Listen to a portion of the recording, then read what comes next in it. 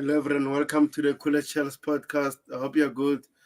I'm going to do the Nottingham Forest versus Chelsea match review.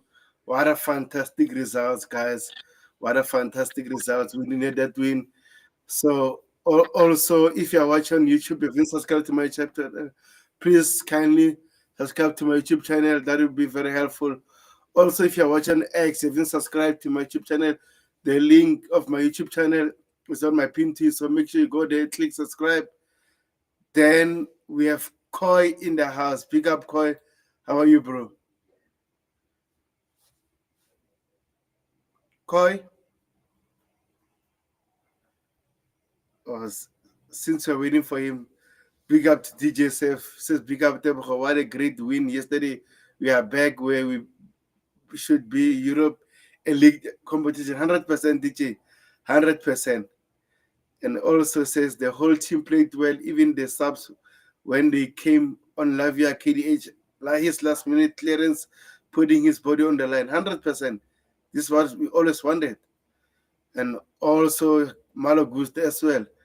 Bro, all the players were fantastic. All the players were fantastic. I can't lie. Yeah, All the can you hear players me? were fantastic. I can hear you. Oh, okay. My network was messing up a bit. Yeah. Yeah, how are you, bro? So, yeah, we finally made it. We finally made the Champions League. I'm so happy because yesterday I was just so nervous. Like I was just counting the minutes to the Yeah. match. Like I was so nervous. But we finally got through. And congratulations to the team, to the players, to the manager, to the fans who believed in the team, and to everybody. We are now hoping for good things ahead as we've qualified for this Champions League. But we have Wednesday final, and I want us to win that. At least winning a trophy can go a long way with this young team who have not won a trophy together. So we need to make sure on Wednesday we don't take it for granted because Betis, even though they are in the Conference League, they are a good team. They are not a poor team, so we really need to win this game. Yeah, 100%, 100%. Coachella says waiting for the link. I've just sent the link to the group and also to your DM. So, guys, if you're watching, if you subscribe to the YouTube channel, please kindly subscribe to the YouTube channel, guys. It's very helpful. We are getting closer to 900 subscribers, so please help me Please like to and get. subscribe. Please like and subscribe. Kindly like and subscribe. It helps the channel. We need your support. We need your love. We need your kindness. So please like and subscribe to the channel. Leave a comment so that we can interact with you. You can send in a super chat too if you want to. So please like and subscribe. It helps the channel. We need you. We are all Chelsea fans here. And even if you're not a Chelsea fan, you can still like and subscribe to get more information about Chelsea and any other ideas you also want to communicate to us. We would really appreciate it. So please like and subscribe to the channel. Thank you. Yeah, and also remember the doubters said we won't make it to the Champions League spot. Look at Newcastle. They almost battled. They're lucky that Aston Villa lost against me because of. Okay, let me send the link here for Coachella on the chat, and then I'm going to delete it after sending the link. So I'm gonna Yeah, send it bro. here I too. don't know, but is it me or is your mic buffering? Like I get feedback. I'm getting this No, feedback. Like when you're you know It's what like when you you're need to tuning to a do. radio station, that kind of struggling to connect sound. Like I'm getting Yeah, I feedback think from you. what you need to do is when I talk, you need to mute the mic, and then when I Okay, talk, I okay, mute my mic. I think all that will right. be much better. Okay, okay. Yeah, so the link is here, Coachella, and everyone that would like to join. But also, if you are new, haven't joined the chat, the panel yet, make sure you're on camera. And then as soon as Coachella joins, I'm going to delete the link. So, according to Chelsea, DJ Sef says Chelsea will advance in talks to extend Moses Caicedo contract in the next month. 100%. Moses Caicedo deserves that contract. And also another thing, the players will have more salary right now, right? Because of playing the Champions League, they're going to have a salary raise. So, which is a good thing. They're too motivated. Yeah, yeah, yeah, yeah, yeah. Yeah, at least these with these owners, that's why I don't know, Victor Osman, if you are listening to me, please try and understand us. You see, we went to go and sign Sterling we didn't sign Sterling on a performance-based related contract. So he's just taking a flat fee of, let's say, £350,000 a week. So with these owners and the wage system, at least if you perform well, you are going to get your money.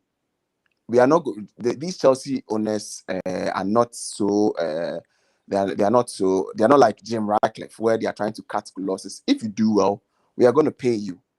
We are going to pay you the money, but you have to also come and do well in our team. We know you've done well in other areas, but as a player, you have to come and do well in our team. So this incentivized wage structure, I think is very good. And now Caicedo is about to get an increase in his salary, even though he's on a long-term contract. It wasn't really necessary to, renew, because we have the long-term contract, the death row contract, but still, they are rewarding him because of his performances. So I think this structure, I like it. At least it keeps the players motivated, because we signed Koulibaly, Sterling, and Co. high wages, and they were not motivated. And we are all seeing how it's going right now. So the Osimhen, please cooperate with us if you are listening to us. Yeah. Big up, coach. How are you? Big up, man. Can you hear me? 100%. Oh, excellent. All right, good to be here. Good to be here. It's been a while. Yeah, it's been a while. It's been a while, bro. Yeah. Those are watching on YouTube. If you haven't subscribed to the channel, make sure you subscribe. So on the channel, we talked brief in about the game, but I think we need to go one by one talking about the players, because these players gave it their all. These players performed yesterday. Yeah, they wanted it. They played like they wanted it. They didn't. It didn't look like a game. I wasn't concerned that the game. I wasn't even concerned that the game was going to end in a draw or we were going to lose it. I had confidence that the moment we scored, that's it. Um, the performance was solid defensively. Everybody, even Nani, was doing did very well defensively. From a defensive perspective, he was tracking back, stuck in his foot in clearances and all that. I think they implemented maybe the manager's tactics to a T. I'm just happy. Enzo Maresca proved to a lot of people that he does know how to do things differently in a more, you can say, pronounced way. Because usually people aren't seeing beyond the passes, the slow approach or the patient approach or the controlled approach. All they pay attention to is the basics of the manager's approach, which is inverting fullbacks to help us gain numerical advantage over oppositions in areas whenever we have the ball. So for me, overall, it was a strong performance. They had more shots, but it's nothing. We won in football. The argument that there's no such thing as the better side lost. No, the better side won. So I'm happy. Yeah, 100%. And then Miss Enzo Fernandez on X says, coolest, nice voice. Go away. Don't talk. Don't make me blush, please. No, talk about Chelsea. Koi, are you there? It seems like you're struggling, bro. Koi? Yeah, it He seems doesn't like look Koi. like he's there.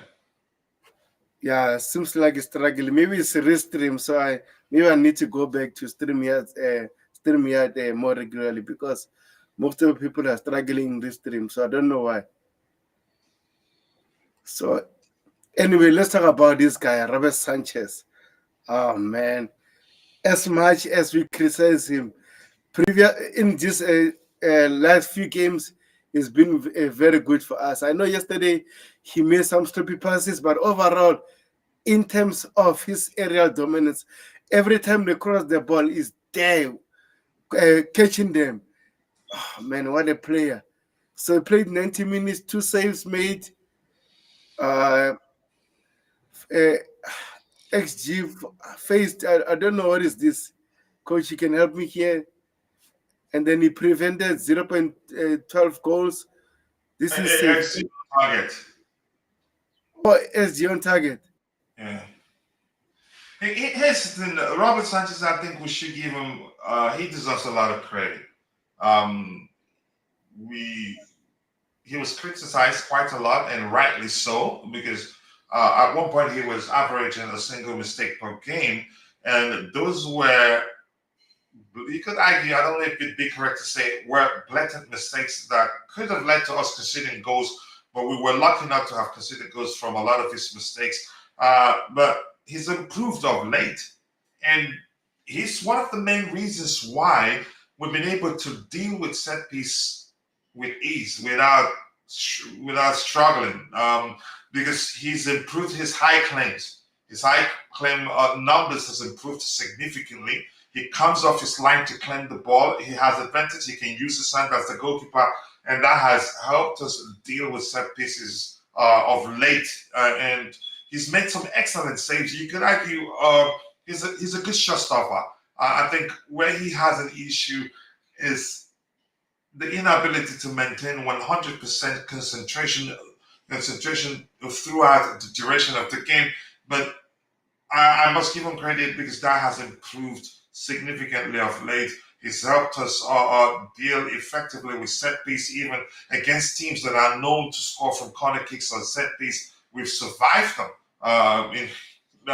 So give him credit, honestly. I think he'd probably remain our number one come 25-26 season, given the way he finished the 24-25 season. And I think the manager will pay attention to his performance in the Club World Cup. I think that be when we'd know whether he'd be our number one goalkeeper next season. But boy, give him credit. You can argue he's one of the main reasons why we finished in the top five this season. Yeah, 100%. The only issue that he had yesterday is this accurate passes, 9 out of 30, accurate long balls, 3 out of 24. That's the issue that yesterday he had. But overall, in terms of his main job, keep a clean sheet, don't consider goals, stay focused. I'm happy about it. And also about the high claims that you mentioned, that was very important because we had Chris Wood, who was there uh, being a threat, but we had Uncle Tosen there. So big up to Tosen. I Oh, really go ahead, bro. now I'm saying Tosin was brilliant. He was nearly immaculate. He dealt with Chris Wood effectively because yes, that was and actually the way he played, the way he applied himself, and how he was able to deal with Chris Wood was the reason why I said I still give him man of the match, even though Levi Cowell did very well and also scored. But the people's biggest concern uh, was Chris Wood, and Mm. just the reason why he wasn't as effective as he used to be, and under pressure. The sort of pressure that Tosin put on him was the reason why even when he got a clear-cut opportunity, he wasn't composed enough to take his chances. Um, so yeah, Tosin deserves a lot of credit. Let's look at his numbers actually quickly. I think the top-rated player there on par, 8.2 Sanchez and 8.2 for Levi Cowell, probably because he scored, but Tosin was just nearly, again, he was perfect in my opinion. He played 90 minutes, okay, no assists, no goals, total shots, none, accurate passes, 51 out of 58, and in this case, he always tries to break the lines with his passes. And one thing I like about it is that he keeps them on the carpet, and I like carpet passes quite a lot. Um, Chances created, not an issue for me. Attack touches 76 in total, touches in box 0. He's a defender, of course. Passes into the final third 11. For me, that's a high 11, for a centre back. Accurate long balls, 5 out of 10, 50%. Not bad, but I think he can do better. Um, what is tackles? He didn't attempt any. Clearance is 12 in total. Header clearance is 8. Yep, that's a high too. Um, he dealt with Chris Wood very well. Interceptions 1, defensive actions 13 in total, recovers 3. What else? Dribbled past 0 times. Duels 1, 5 duels lost 2. Ground duels 1 out of 2, 50%. Aerial duels 1, 4 out of 5, 80%. So he had an excellent, it was an excellent, good outing for him in my opinion, and I'm happy. And the manager, credit to him for starting him over Chalaba. As good as Chalaba has been of late, I think his aerial ability for me is still suspect. Yeah, 100%. Yeah, And spot on, spot on, spot on, spot on, spot on. yeah, Koi, are you back right now? Yeah. Why was the Wi-Fi was messing up, so I had to change the network to a different Wi-Fi. So I'm back now. Oh, I was listening to him, and I caught what he said on Tosin and how Maresca making the right decision in choosing Tosin over Chaluba, because Chaluba is quite suspect in the air, and having Tosin deal with Wood really helped negate Forest their attack, because Forest their line of attack is quite predictable. Either they go for the flanks through counter attack, or they just hit in long balls or crosses, lots and lots of crosses into the box, hoping that Wood can use his physicality and his area ability to win something for them. And putting in Tosin over Chalobah in this particular match, it was a very, very good observation by the manager. That means he knows which type of players to use for each type of game. Because in certain games, you may need a player profile of Chaluba over Tosin, but in other games, you need someone's profile of Tosin over Chaluba. So Maresca got it right. Absolutely spot on. Yeah, he yeah, got it right. He got it right. Wasn't bent on using his approach. More pragmatic than usual, actually. I know he's been changing things, and he's not one trick pony like a lot of people call him. That's a serious misconception of the way he approaches the game. But he was more pragmatic than usual yesterday, because if you paid attention, our wingers were actually not this distance between them and the fullbacks went that big. That's because we knew that they tried to attack us from the flanks, and we were able to neutralize that. It didn't really work for them. And when they tried to go behind the lines, Tosin read it very well, and even Levi Kowa read it very well too. Yeah, it was good to see. And I think in the final two, I think he'd do something differently too. And I'm happy that he knows his a former boss very well. But I don't think he'd bank on that alone. He knows how smart Pellegrini can be too. So I'm not too concerned. But go ahead today. Sorry for cutting you off. no problem. Seems like quite struggling. Hopefully, he can sort everything out. And then we have. He's still using Walmart internet connection. Yeah, it seems like me when I was struggling, but it seems like my service provider got it right this time, because I've been sending them emails, SMSs every day, cooking them that I'm going to get a new Wi-Fi if you don't fix this. So seems like they got it right this time, and then I'm able to do streams. I'm happy about it. So we have a Chelsea. So she says, "I missed the Blue Money show." Wow. Yeah, if you'd like to join us right now, you're most welcome, because I really need to talk with you, because you direct us, my boy. But again, you have your own opinions about the coach and the team. I respect that. But personally, I think you're too harsh. But overall, let's talk about the game. So this guy, man of the match, Levi Colwell. Oh my gosh. Yesterday also, he was very good. Very good. Seems like he's learning. Scored one goal. Total shot on goal is the one he scored, right? In terms of accurate passes, 50 out of 56. Expected goals 0.58. Expected goals on target 0.99. Wow. He's a different player from last season. Exactly. He's improving. He's improving. His thing, one thing that you can't take away from him is his vision. He has an excellent vision for a defender. Passing range also excellent. One thing I faulted him for last season, or I complained about, his inability to shield the ball properly. He was easily muscled off the ball last season, but this season that isn't quite the case. This season, my complaint was his inability to read the game very well, but it looks like he's improved in that aspect. And I was also, at the start of the season, I was concerned, given the sort of mistakes he made at the time under pressure.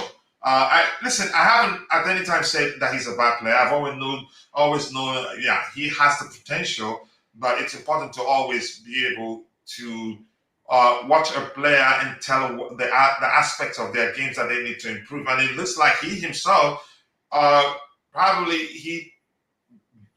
he's done some self-reflection and realized areas of his game that he needed to improve upon, and I think he's done that. And I'm happy. And the club knew from time that he's a potential, which was why when Liverpool came calling, buying, they said, no, he's not going anywhere. So I give them credit for that. Actually, he's proven a lot of people wrong. I wouldn't say he proved me wrong because I've always known he's a good player and only mentioned areas that I believe that yeah he needed to work on to become a much better defender, and he's getting there. He's getting there. Yeah, 100%. We have, I think it's SK. So SK, bigger bro. Welcome to Thank the you. channel. How's everyone doing? I can't complain. SK, nice to. I think this is the first time I haven't met you before, but nice to be on the panel with you. Yeah, nice to thank you. Nice to meet you as well. So SK, what is your overall thoughts about the game that we played yesterday? What I honestly, the thing I really liked is obviously, in the second half, Chelsea went for a more, defensive approach. And what I loved about that is specifically the team they did that on, Forest. They've been doing that all season. So, to Rich. kind of play their own game against them was it was pretty funny from that standpoint, especially because Forest have actually shown they've struggled to like break teams down, which has especially contributed to their a bit of a fall off that they've had in the last like 2 months. So I just want to give credit to Maresca for seeing what the situation was and changing the approach mid match to account for that, especially when he saw that they had the lead and he saw what the other teams were doing um, in terms of like losing their own games. So like that adaptability, like showing that in a critical moment like that, I want to give him credit for that. I mean, he deserves it, bro. I think a lot of people probably didn't know that he's capable of doing that. I know he's been doing it, but because people, what he's been doing differently, and things that are obvious. But yesterday's it was obvious that we decided, okay, you know what, let's close it. Let's close shop. That's it. We're winning. And I loved it. And the players, they did it, they implemented that effectively. And the signs were there. I think that's not the first time we're doing that under Maresca, actually. I think we've done it in 3 games now that we're leading. And towards the end of the game, we decided to close shop. And SK, thank you for pointing that out. I think it's an excellent point. Yeah, no, thank you. I appreciate it. And I think um maybe going into next season, right? Like now he's kind of showed that ability to adapt to different situations, which is something that they're gonna have to do a lot more, since they're gonna be in the Champions League now. You're gonna be playing higher caliber opposition more often. So you can't so the whole like thing of just sticking to like one game style um is going to be, more of a bigger problem just based off of that. Mhm. I think for like looking at this season as a whole, I definitely think this is another season of transition. I feel like the the thing that kind of gets lost is that because obviously when it comes to Maresca, like the biggest complaint about him has been, how like slow and mundane the football can be at times, which I definitely think is a valid criticism. But I think the kind of thing that people kind of overlook is that this team could only thrive in chaos. But like, if you are trying to be an elite team, you need to be able to overcome other teams in a more systematic way, right? Like if you look at the likes of like City, Bayern in the Bundesliga, Barcelona to a certain extent, even though they're pretty chaotic themselves, PSG, like a lot of those teams, they just suffocate you, and that's how they beat you without Control. giving, yeah, without having to give up too much defensively, right? Because the thing that, especially because Chelsea have good players, but I think right when you get into more chaotic matches, you're giving the team that you're playing, especially when you're better than them. I think you're giving them an out because then it's not really about the fact that we're a better team than you. It's just can Mhm. you can you execute in specific moments better than us? And if you can do that, you're gonna win the game. Like I think something that's actually very telling is like if you compare uh Chelsea's stats defensively this season compared to last year, Chelsea, I think, completed more defensive actions in pretty much every single metric. Like Yeah. they did more interceptions, more tackles, more clearances, more saves, all of that. But guess which team conceded like 20 less goals this season? So that's kind of what you get with chaos ball too. And we started with Ken's ball at the start of the season. He had to change things around um, to to stop that. We started scoring less, but started also conceding less because we were conceding a lot at the start of the season. So that's excellent point. Yeah, we conceded a lot less. Would it be right to say a lot less? What's the disparity in goals conceded this season and last season? I can't quite remember. Oh, Uh, I put the link in the private chat. Oh, you did put it there. Okay, yeah. So yeah, we've improved defensively actually, and I think you can argue that's the reason why where we're at today. I Yeah, agree. And I think the goal for next season is to basically get back to, because we did technically also score like about 13 goals less than last year. So I think the goal for next season should be to able to improve our offensive prowess without giving up that defensive fluidity that they've established now. So I think that's the next step that this team needs to take. Okay, yeah, let me just share the stats.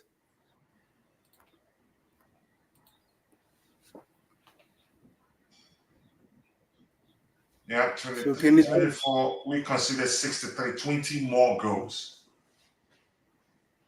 So that's huge actually. And then Mm, if you scroll down, it shows the defensive stats. Yeah, yeah, yeah, yeah, yeah, yeah, yeah. Mm. Yeah, 3 more clean sheets than last season.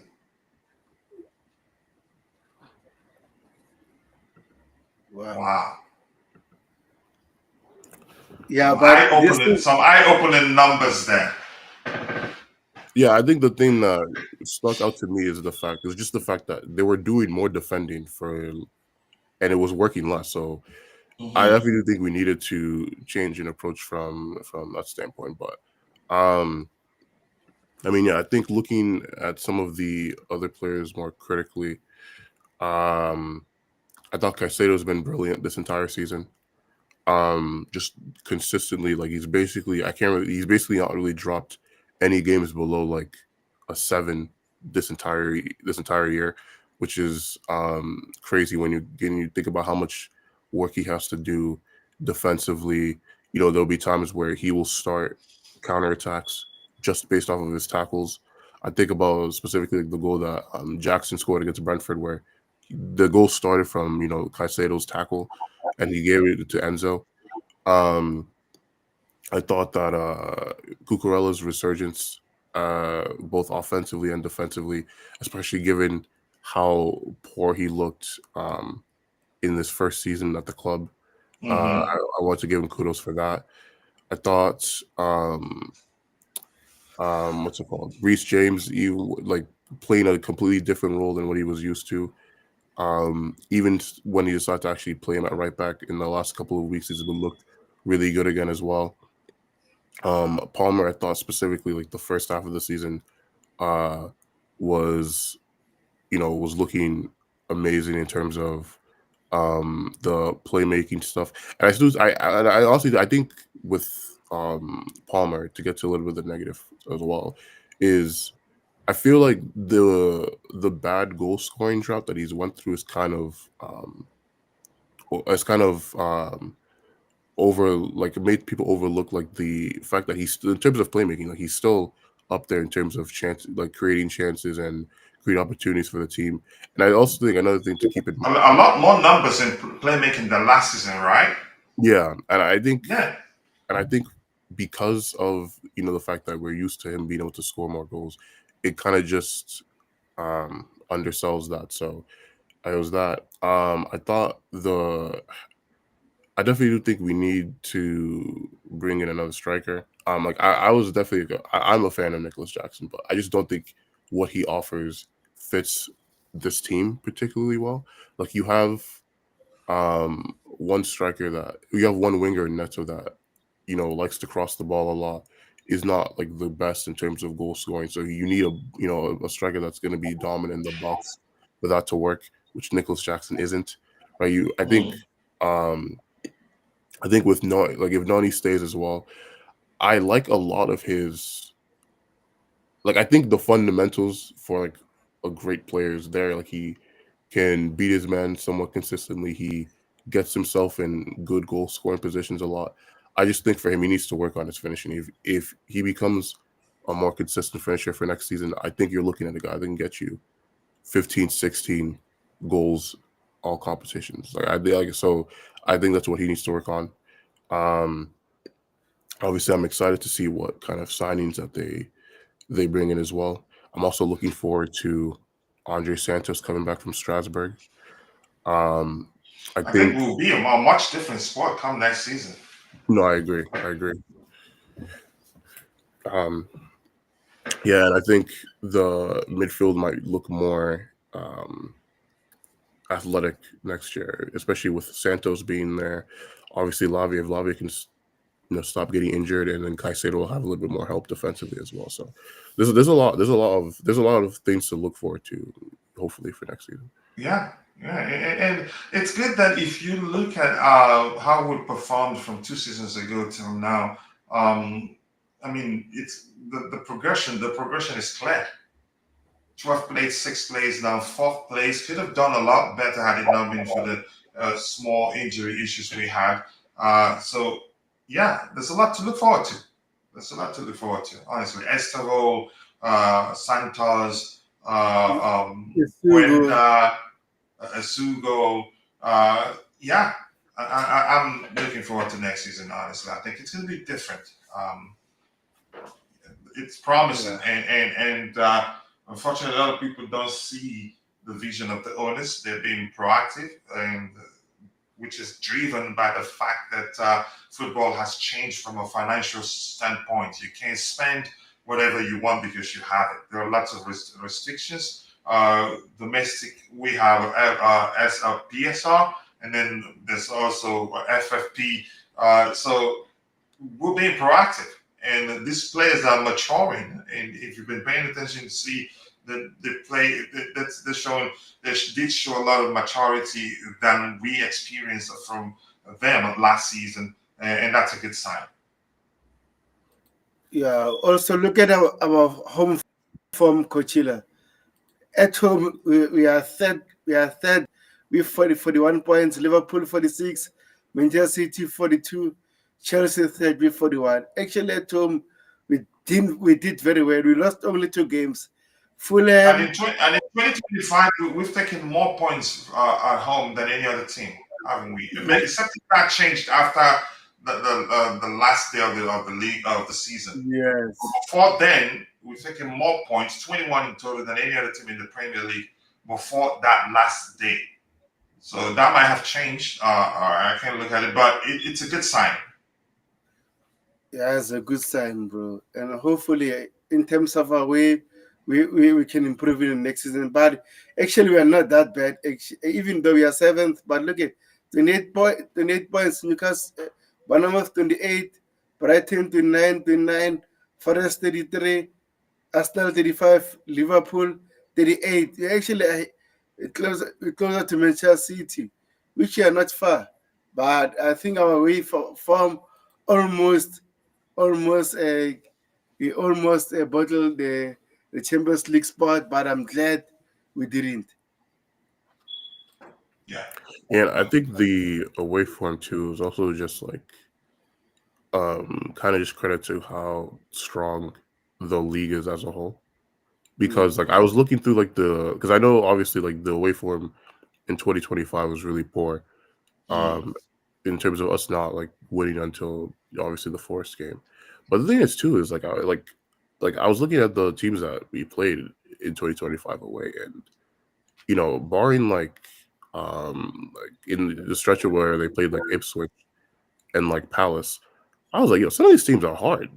like like you're like in that stretch you saw like Brighton away, like Villa away too, like Newcastle away. It was like I think the league is just in such a um competitive form at the moment. Like we have teams like Bournemouth going to Porto and taking like their top goal scorer. So it's just like obviously like that's gonna sound like depending on who you say that to, it's gonna sound like kind of just cope because it's like, well, we're Chelsea, so we should be beating them anyway. But it's like there's just something to keep in mind as well. But there's just a lot Yeah, of good teams in Yeah, a this. lot of good things, but usually a lot of the average football fan doesn't usually look beyond results to real to actually try to make sense of why things are the way they are. They understand three things: one, win, lose, or draw. Unfortunately, but if you understand football, you get to look beyond the result and figure out, okay, why are things like this really? I think that's a good point right there. yeah, 100%. And we have official investor Jobe. Big up, big up, big up. I think it's the first time seeing you. So if you haven't subscribed, make sure to subscribe. And also, if you're watching, please kindly subscribe, like, and subscribe, guys. So, SK, I would like to ask you something, right? Hmm. So, overall, as a Chelsea fan, what do you think about Enzo Maresca?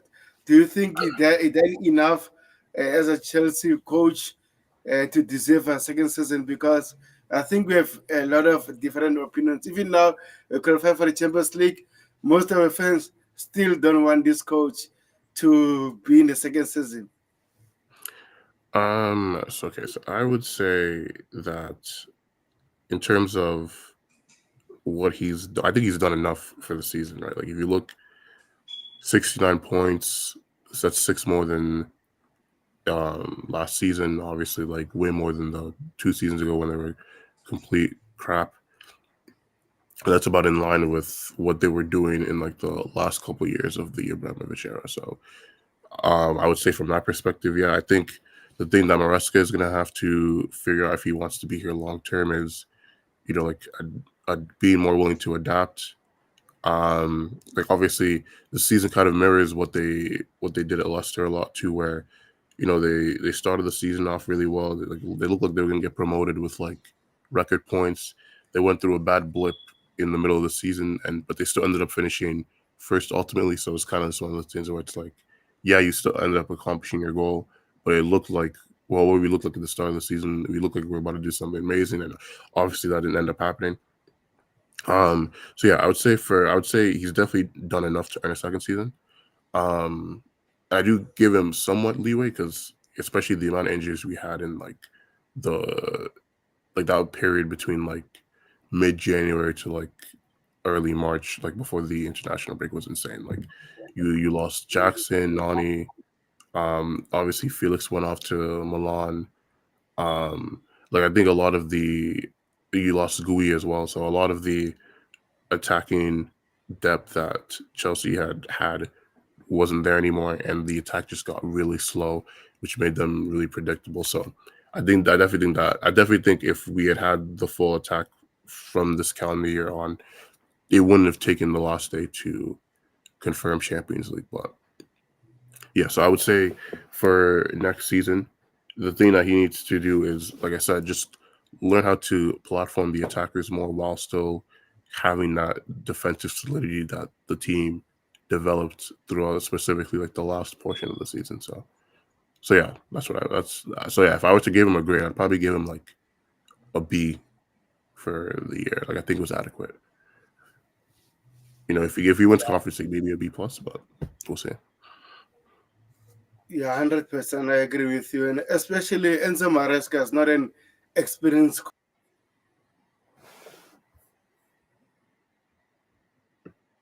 Did we lose him? Oh yeah, I think we might It, have.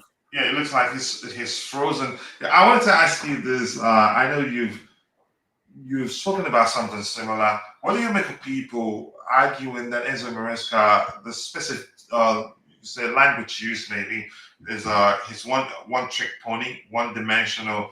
I think otherwise, but unfortunately, Well, people I mean, only I pay think attention. like People I think only pay he's done. attention. Yeah, go ahead. No, no, I get what you're saying. Like I think he's done like different things throughout the season. Like obviously we talked about how Chelsea went from chaos ball to be more controlled, which Hmm. a lot of people Hmm. didn't appreciate. I think one of the things that I found really funny was right like during that really bad stretch in like January, February, people are like, oh, like why doesn't he play Palmer on the right and Reece James at right back and just put the players where they're supposed to be. And then there was a game he did that for. It was against Aston Villa, and that was probably like the worst performance that From they had yeah. and then people were all upset and they're like, oh, like he should have done something else or whatever. And I'm just like, well, he's literally done everything. He literally like in this game, he literally did everything that you're saying he didn't do, and this is the worst performance they've had by far. Um, but I think too, because you look at a lot of the metrics in Chelsea in these games is there's very few games where Chelsea have just been outplayed or played poorly. Like obviously, like Ipswich away was like a bad example, or Hmm. Hmm. um, Bournemouth away in that one where they ended up winning, or even the City game. I thought his approach for the second City game when Chelsea scored early, like I thought that his approach for that game was poor as well. So there's definitely been games where he's had bad manager games. Like that's definitely been the case as well. But I mean, he's human. yeah, exactly. I think overall, I definitely don't think if Chelsea didn't finish in the Champions League this season, I definitely wouldn't think he was the biggest culprit for that because some of these players, I feel like we've gone to a point now where it's like, you've had two managers in Poch and Maresca with these players, and in both times you'll see like really bad spells that look like relegation form. Right? Obviously, there was that spell where like Chelsea only won like 5 and 17, and you obviously know how bad the team was under Poch for like the first half of the season. So it's like in both those cases, the common denominator is these set of players, and obviously a part of that just comes with being young, um, and not having that like ability to just remain consistent for like a stretch of time. So I think next season with the team developing more of that, um, you're really gonna get to see him do more things with the players. So and Yeah. have more authority in terms of like what he can actually do. So if next year like we're kind of having some of these same conversations, then it's like okay, like now you actually have to own more of that baggage, I guess. Yeah, I do agree with you, but unfortunately for him, people don't see it when he does things differently. And good observation in that when the regions got to play as apply himself traditionally as a right back, he was poor, but they weren't paying attention to that. And here's the thing: the irony of it, the day he inverted and created that chance for Kukurea, I think it was against Manchester United. He was basically in the center area of the pitch in the final third, they were still arguing. You see, he plays that as a right back. Look at how well he did, But the average football fan will always see, you can say, make decisions based on results and not beyond that. Anything beyond the surface level, they don't pay attention to it. Yeah, so excellent observation. Tibel, we lost you. Are you there? Yeah, I'm back now. Can you hear me now? Yeah, Yeah, yeah, we can crystal hear you. clear. Yeah, it seems like Dante really hacked my Wi-Fi. It's fine. I understand. Even it's not here. So we have some transfer news that we can talk about, but again, I think still have question marks. Where are these players? Can they improve us going forward? So that's the main issue I'm having at the moment. So I'm gonna quote Miguel Delaney, shared by Vince, says Manchester United are now expected to sign Glenn Delap. It says Manchester United are expected to sign Delap, leaving Chelsea to extensively discuss and move for Eketike, right? But also we have this again. I don't know what is happening because we have a lot of news that I talk about the same thing. So now this one from Ben Jacobs says just have held positive talks with Lem Dilep last week. Now can now offer him Champions League. Uh, what are your thoughts, Coach, about this? Do you think Lem Dilep or even Ekatike can improve us as a team going forward? I don't know. Currently, even wrong. I think Kitike, uh, his output is much better than that of Jackson. I don't know if it'd be correct to say the same for last season, but for this current season, I think I'd have to check. But if we're looking to mix things up, then Kitike isn't the guy we need.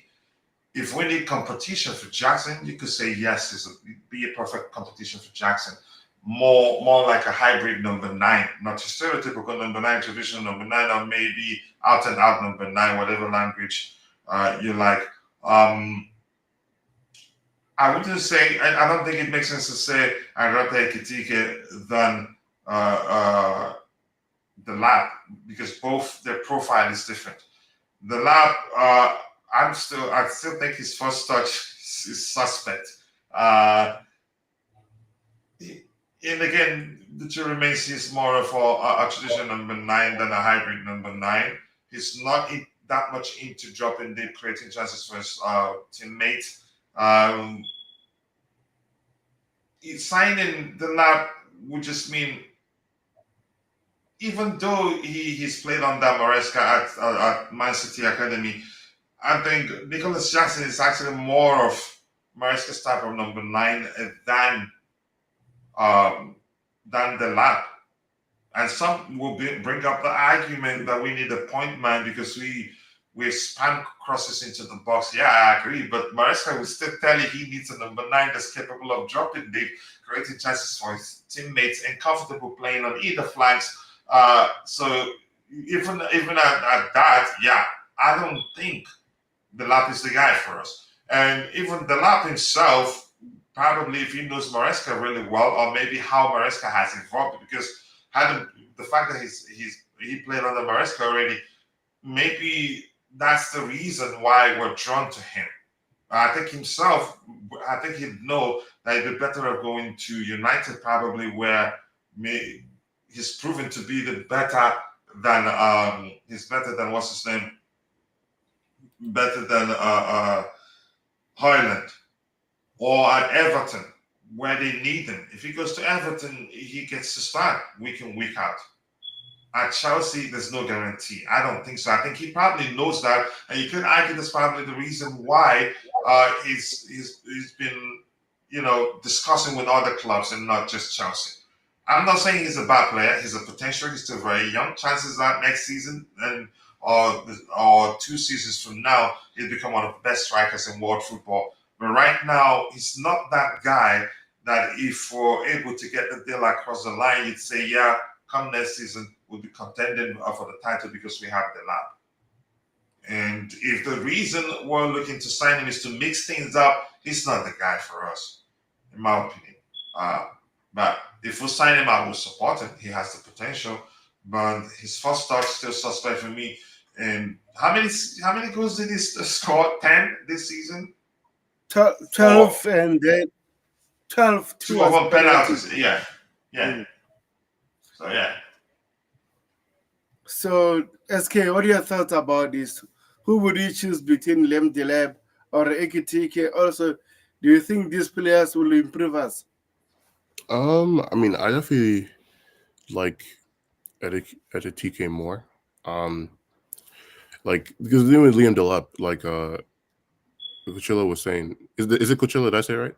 Yeah, Kachila, Yes. yeah. Okay. It was Liam Delap is like he's basically like a freaking battery ram. So I don't think his game scales to, at least at the moment. I don't think his game scales to like higher, like teams on the higher end, because I just don't think he has like the soft football skills that you need yet to be able to play in like a more possession based dominant team, or just a more dominant team in general. Like I definitely think he suits a more counter attacking system, which is fine, but it's just not what Chelsea need at the moment. I do like Editike. I think he's basically like an upgrade on Nicholas Jackson in terms of what he offers you, in terms of like the dribbling, the dropping deep. And one of the things that I thought was is very interesting about him is that he basically played like two roles this season. Because when Marmoush was there, Frankfurt played in a more of a front two system, so he was more of like the target So, man, facilitate for like the little man runs, similar to like a Heskey um or like some of those like or like a Peter Crouch or something. So he played a lot more of like a passive role in a front two. And then when Marmoush left, the thing that impressed me was that he was able to just up his goal scoring, playing as like a solo striker. So that shows like he's versatile in that sense. So, and given how young he is, yeah, I would probably take Editike over him, and I definitely do think he um, improves improves Chelsea. But there's a lot of strikers that I'm really high on right now. So Can you give so us a who would few? you prefer? Give us. Let me, if you don't Yeah. mind, to be let's say SK. Can you give us a few names? so you have like the obvious ones like your Oshmans, your Yorkereses, Isak obviously, but Isak is probably not leaving. Some more like under the radar guys. I mean, I really like the guy from Atalanta, Redigui. I was watching more. Rategi. Um, Atlanta. Who? his name's like Rategi. yeah, Retegui. I don't know. I guess his name. Okay. Retegui. I was watching more videos on him um last week. He looks really good. Like I actually really like him. I think the thing that I like the most about him is he's very polished because he's like 25. He's big, strong, and his finishing um is one of one. But the thing is probably like his best asset that I've seen anyway is like he's just able to create space for himself in the box to really get shots off, and like create good shooting angles, which is not something that I see like a lot of strikers do. I also like Moise Ken from Fiorentina as well. Like He's obviously, experienced. How's Ken right now? He was he's at Everton, right? yeah, he's like 25. The thing with him was he was just always injury prone, so he never really got a lot of minutes. Like I think this season it's probably only the second time in like 4 years that he's played over like 1,500 minutes. So you're looking at like a little under like 20 games worth of minutes, and pretty much every time he's done that, he's scored goals. Like I know this season he got like 17 in Serie A. Um, but yeah, I like him. He's one of those players that he's like physically he's big, strong as well. He's fast. He is a good finisher as well. Like I like his finishing a lot. So he's another player I like as well. So those are some of like the strikers that like I like at the moment. And What about obviously, the Crystal Palace guy? oh yeah, I like him too. I like him Yeah, too. Mateta. I Yeah, I think I really think like. he's. I love I him. think, I think the thing with him is like he's finally found a manager that can use his best attributes, because obviously he's been at Crystal Palace for like a long time, and it wasn't until last season that he really started to get um more what's it called, more goals, like started to score more goals. And because I remember he was at in the Bundesliga, and I think he had like 1 year where he scored like 14 goals or something. And then obviously he went to Crystal Palace, and then his numbers dropped like a lot. So, but yeah, I do like the look of him though. What But surprises me the most is how good he is on the ball, even though Mm. he's huge. yeah, I think honestly, yeah, I think that's just become more of a trend. Is just to have like more technically skilled big men. Like I don't know if that's just like a training thing, like if that's just what people do in training nowadays, but and I do think maybe like some managers like they see a big guy and they just say, okay, like I need you to be a target guy, and like that's Hmm. just not their game, right? Um, and then because of that they look worse than they actually are. Like like it's very possible too. So like I remember I think I remember I saw an assist that he got, and I think it was against. No, I like him as well. Like I forgot he had this one assist where he like stops the ball, he like turns someone and he beats like two other players or something, and then he just like finds. So like, I want to say it was like their right back Munoz or whatever, and he scores. I was just like, bro, like that assist is crazy, but yeah. So yeah, you have a lot. There's a lot of good striking options, even outside of like yeah. I think there's a lot of good striking options right now, even outside of like the ones that The everybody most is popular talking about. ones. Yeah. Yeah, so this is Retege's numbers actually. Scored 5 goals, 8 assists in 32 goals. I mean, in 32 games. I mean, he started 32 games, but he played overall 36 games. What a fantastic season for him. I really like him also. I wouldn't mind him, but again, let's see what the sporting directors will do because overall, it seems like we have 3 main targets now: Liam Dilep, Benjamin Sesko, Eketike. There's also Victor Gogoretz there. We are not sure Victor Osman. It's not mentioned a lot recently.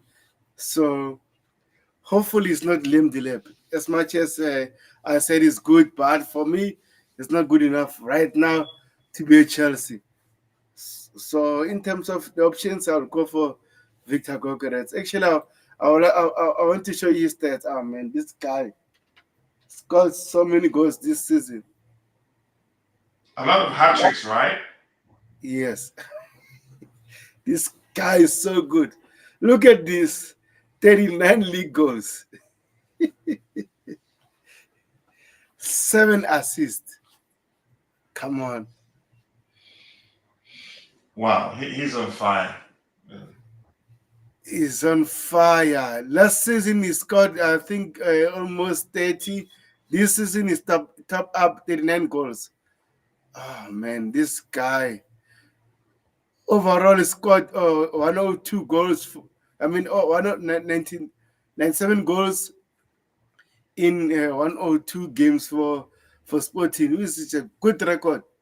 Wow, it's improving, man. And then his price tag is a bargain in terms of the current market right now. So I don't know what is going to happen. I don't know. I don't know. I don't know whether as we were shopping for Isugo, right, and Gwenda. Yeah, So yeah. maybe I don't know. Maybe we're just keeping it under wraps. I'm gonna say I said this before. It just wouldn't make sense if, in fact, uh, the plan has always been to sell 99 players and use all the money to Mm. buy an important striker. The Lap isn't that important striker. He's not there yet. He's a Yeah, I potential. definitely think um like even just generally like this transfer window for the owners is going to tell us a lot about what they're going to do because now they've gone Champions League. There is a good baseline for the team with obvious improvements. There was visible improvements that are obvious. So we're going to see if they're actually a serious ownership group or not. Mhm. Yeah, let's see what's going to happen. Even now, I'm not sure what is going to happen, but hopefully this time we make it right. We buy players that are going to improve us right now. Right now. So I think we will. qualification for the Champions League makes a whole lot of difference. And if we eventually, the icing on the cake on Wednesday, right? Um, then Yeah, yeah, Wednesday. let's see what they do. But we've heard that they are trying to take corrective measures, aka signing more experienced players, and we've always heard that we're looking to sign a big name striker. So I'd still say chances are the lap is just a small screen, and he knows it, which is why he's negotiating with other clubs too. But we'll see. Yeah, I will wait. We'll see. We'll see what will happen. Hmm. So, coach, so far, are you happy with Enzo Maresca's progress? Because I've just saw something now on X. Even though I'm not good on reading maps and everything.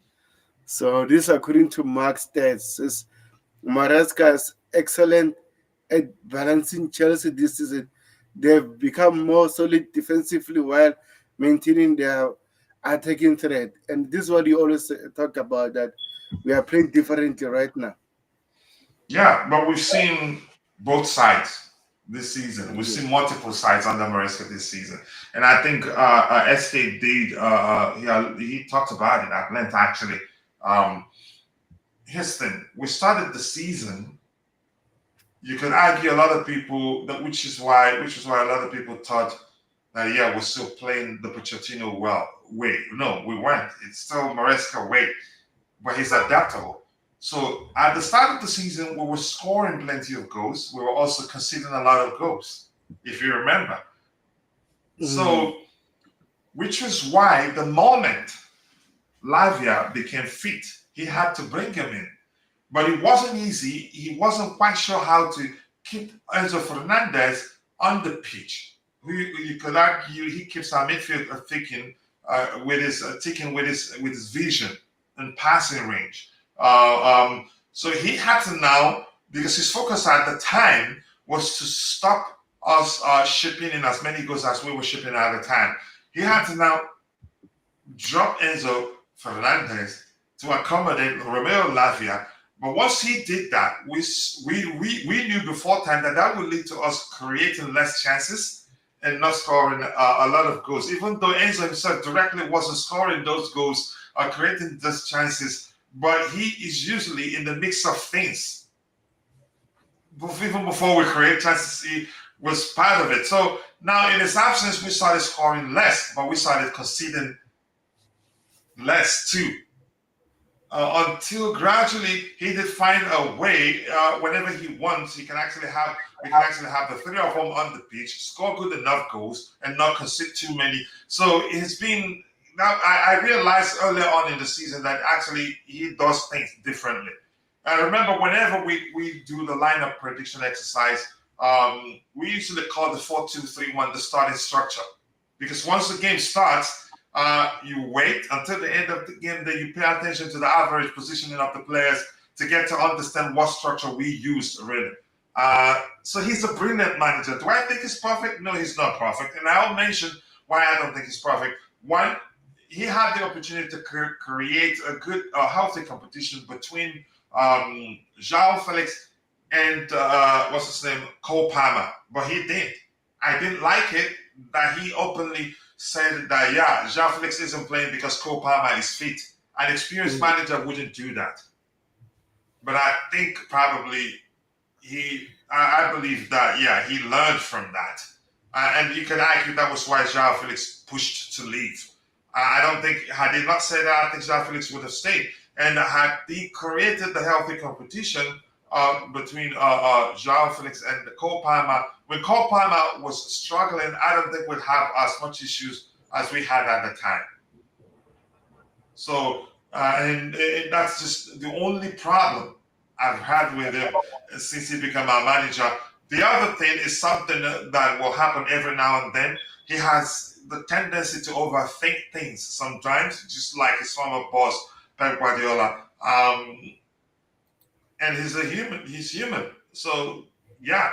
But overall, I think he's an excellent manager, and I think he's the right man for the job. and I've always said that, and I still stand by it. Even when we were losing games, I was telling people I'm seeing progress. But unfortunately, the average football fan, results drive how they perceive the performance of a manager or player. So for me, yeah, I think he's done well. Yeah, I agree with you. And also, before we wrap it up, once again, I would like to talk about this guy. I can't get enough of talking about this guy because it's very quick. Tosin Adarabiyoyo. This Mm. season in the Premier League for Chelsea, 15 stars, 2 goals involved, 1,025 passes, 72 final third passes. I mean, 62, sorry, 42 long balls, 41 balls recovery, 72 duels won. Wow. 42 aerial duels won, 13 tackles, 11 interception, 4 blocks, 4 attempts dribble past. Free transfer. What a Yeah, player. how much Consider, free transfer? You know how much I love him. I'm not yes. being biased here because yeah, I grew up in Nigeria and because he's Yeah. of Nigerian descent. No, he's an intelligent footballer, deceptively quick, excellent on the ball, reads the game very well, has excellent passing range. I tell you, his passing range, honestly, would be better had he been starting game week in week out. You remember the argument on the panel here. He's arguably our best centre back. He reached the game better than any of the centre backs we currently do have. The only person I'd say has a better passing range than him is Levi Colwell, and that's actually arguable, you know. Uh, but in terms of aerial prowess, he's the best. He has excellent passing range. He reached the game better than any of our defenders. Um, he's intelligent too. So I don't know what people see. I've heard people say that he's too slow. No, he's not. He doesn't accelerate quickly, maybe, but he's deceptively quick. But here's the thing: you hardly ever get a chance to race against him, let alone outpace him. That's something he has in common with Thiago Silva. He reads the game so well that he always be at the right place at the right time, stopping you actually before you even get a chance to make it a race between you and him. So I'm glad we signed him, and it's proven a lot of people wrong. It's proven that our scouts knew exactly what they were doing when they signed it, when they suggested we sign it. Yeah, 100%. Yes, K, anything you like to add? No, I mean he's definitely had like his good and bad games. Like I think probably the game that probably impressed me the most for Tosin was when he came in. Um, that first Bournemouth game that Chelsea like scrapped. I thought he was really good in that game, especially when you consider that I think he came on like in the middle of the game while Bournemouth were like playing well. So What uh, Bournemouth game, right? yeah, the first one. Okay. Um, I mean, I think the thing with Tosin for me is, I think he really like. I think when he's with Colwell, I think their partnership works really well. I think they complement each other really well in terms of being on the ball, passing, and all of that. I think Mm. for me, the thing with Tosin, I don't think he pairs well with a lot of the other center backs. And is that just because the other center backs have like a little bit more glaring weaknesses? I don't really know. I think too maybe sometimes when Chelsea play go for a more riskier approach defensively, I don't know if he's equipped to handle that as well. But I think generally though, I think he's been good. Um, Yeah, I think you could argue under pressure, he's proven to be the most effective. The younger ones tend to panic if we face persistent pressure from the opposition. But if he's on the pitch, he usually calms that down um, with his ability to slow the tempo. I think, yeah, he's proven that, yeah, I mean, he's an important signing in my opinion. Yeah, that's fair. 100%. That's definitely fair. So before we wrap it up, I would like to talk about this guy, our player of the season, the players player of the season. He played all 38 league games. Moises Caicedo. And according to Moses Caicedo registers the most successful ball recoveries, 229 than any other player in the Premier League during the 2024-2025 campaign. Also, funny thing, it's not even in the Player of the Season awards or in the Premier League players, a group of players that are going to represent. How is that impossible? I Man. mean, I don't care about the Premier League award. We the fans will recognize how good numbers don't lie, they say. Plus, our fans recognize how good it's been for us. It's been one of our most important players.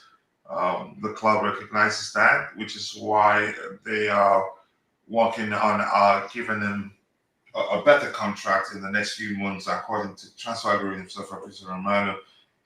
He doesn't need the approval of the Premier League to be as good as he is, and I'm happy we signed him. He's worth every penny. He's worth every penny. Danny Murphy can cry all he wants. I I don't care. That was funny, really, to see that message that coming from Danny Murphy. Yeah. But Moy, my goodness, what a player! And he can only get better. Yeah, Yeah, I 100%. completely echo those sentiments, Coach. It's so good. If we decide to talk about everything he does well, we would be here for another 2 hours. To be honest. Yeah, preach. So, guys, thank you for watching. I know most of the people right now are at work because it's during the week. So, but I wanted to talk more about the game and everything. Just a quick question to Beho. Where did you meet SK? SK, normally when I say the link on the chat, it always pop up. Oh, So I okay. don't Yeah, know no, whether I you have have because X. I have a channel as well, so I usually just tend to. So I always like just Oh, picking up on different you people's. do Chelsea content? I mean, I try to do I do like general footballing content, but Okay. obviously I talk about. Are you on X? No, I'm on. I mostly just use YouTube. How can I find you? Yeah, what is your YouTube channel name so that I think we need to write it on the chat so that we can check then follow you, bro. Hold on, I'll put my link in the private.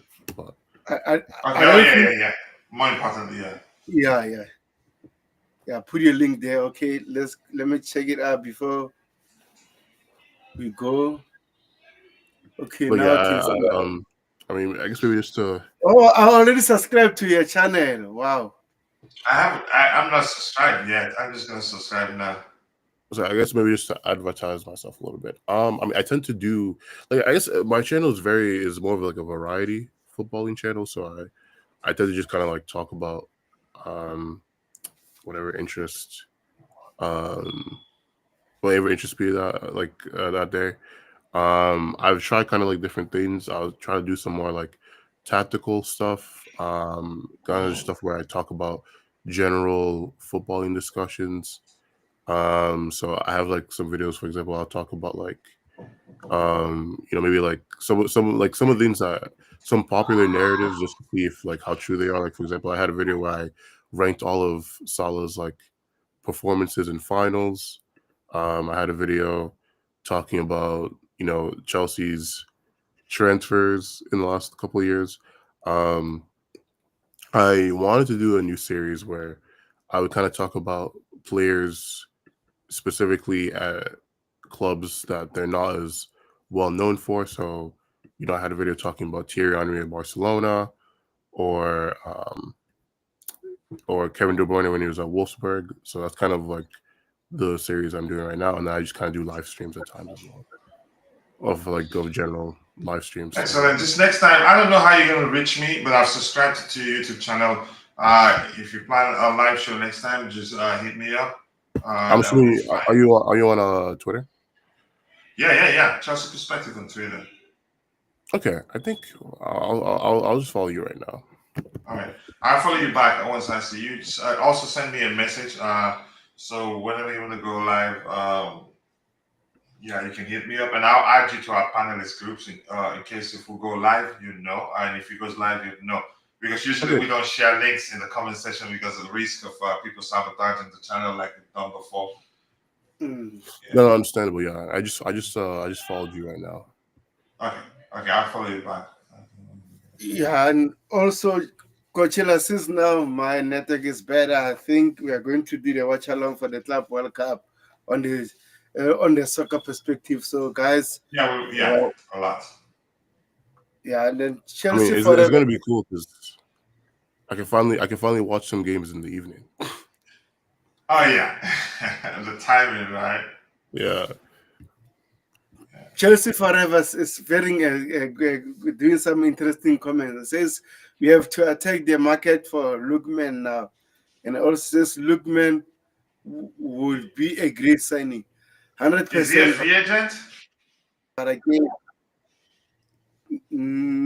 I don't think so. Let me check quickly.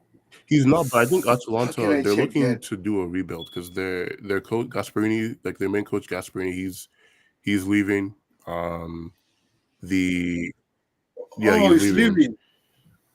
Obviously, I think the thing that happened between him and Lookman probably saw Lookman on staying there as well. So I don't think he's looking to stay there either. So there's like a lot of moving parts, and then like Retegui, I think is going to leave too. Like there's just a bunch of different players looking to jump ship and stuff. Yeah. Oh, okay, guys. By the way, this is SK's YouTube channel, so please make sure you subscribe to YouTube channel, support our fellow Chelsea fan. Also, he said he cover a lot of varieties football sports, so make sure you subscribe to YouTube channel.